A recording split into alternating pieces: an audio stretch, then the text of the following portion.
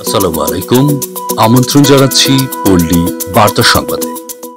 সরিষাবাড়ীতে হতদরিদ্রের অর্থ আত্মসাৎকারী UP chairman অপসারণের দাবিতে মানববন্ধন অনুষ্ঠিত।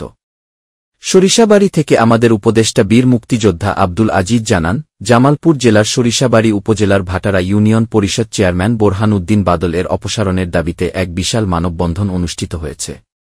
আজ সকালে ৬ নং ভাটারা ইউনিয়নের পরিষদের ছাত্র জনতার উদ্যোগে সরিষাবাড়ী জামালপুর প্রধান সড়কে এ মানববন্ধন অনুষ্ঠিত হয়।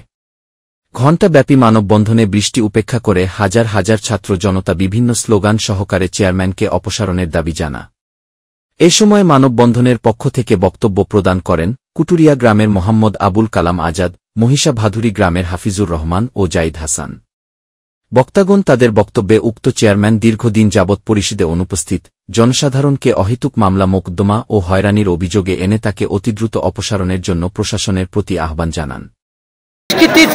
মুক্তি চাই এবং এই খুনি ও অর্থ আত্মসাৎকারী চেয়ারম্যানের বিচার চাই, ফাঁসি চাই।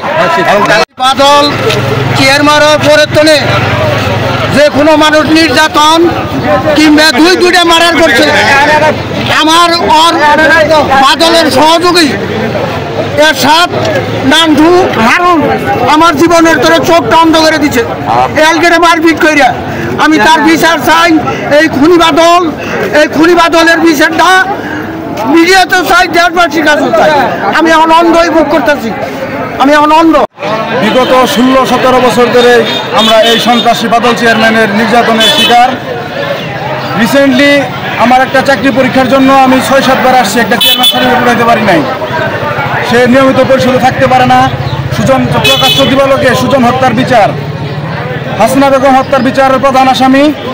আমরা অতি বিলম্বে অতি শীঘ্রই এই খুনি হত্যার ফাঁসি চাই।